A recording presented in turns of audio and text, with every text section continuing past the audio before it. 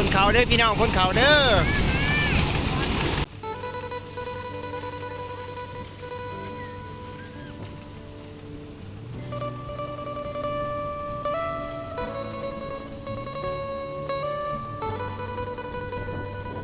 รถกระไรคันพี่น้องบนรถตอกๆหน้ามาเอาเขา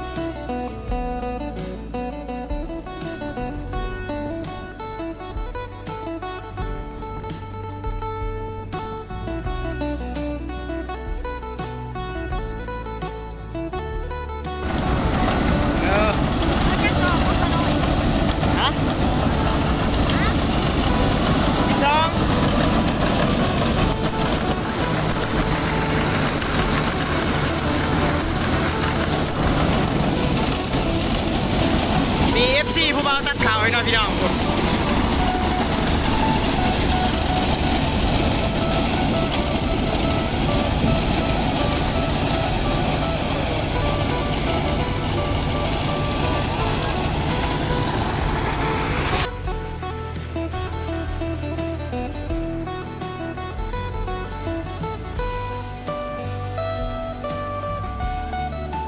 โอ้สิเมิดแต่เนาะท่านผู้ชมยังกล้องสุดท้ายเด้อจะได้สิพาไปเบิ่งเขาเนาะได้จักสอบเนาะเพิ่นคนมื้อนี้เนาะมีเพื่อนก็สูง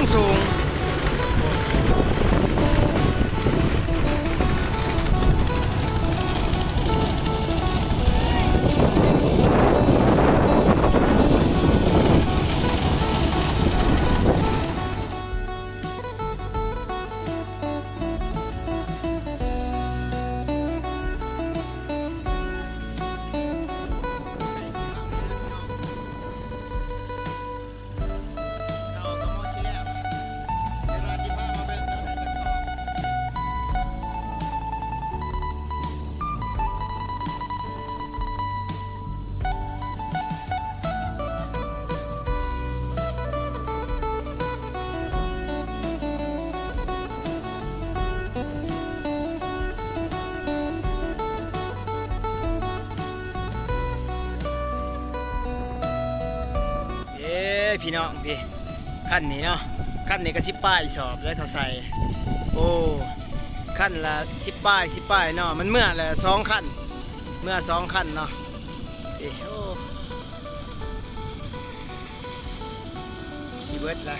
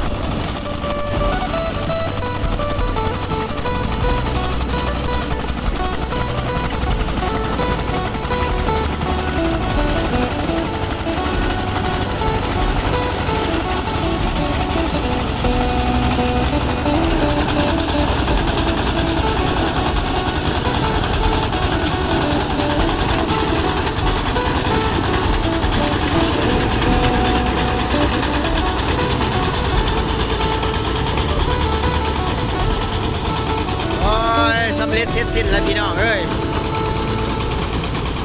แล้วเนาะจบเบียกจบงานเลยพี่น้องเดี๋ยวที่สอบทานเจ้าของคนเอาว่าได้จักสอบพี่น้องโอเคเดินทางเมื่อเด้อพี่น้องกลับบ้านบ้านนี้พ่อออกเมื่อเลยเนาะค่ำเลยโอ้ตะเวนตกดินเลย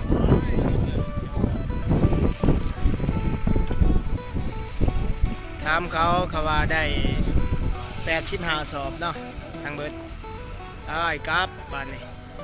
บ๊ายบายพบกันคลิปหน้าท่านผู้ชมอย่าลืมกดซับสไครต์กดติดตามซองในเด้อเพื่อเป็นกำลังใจนะ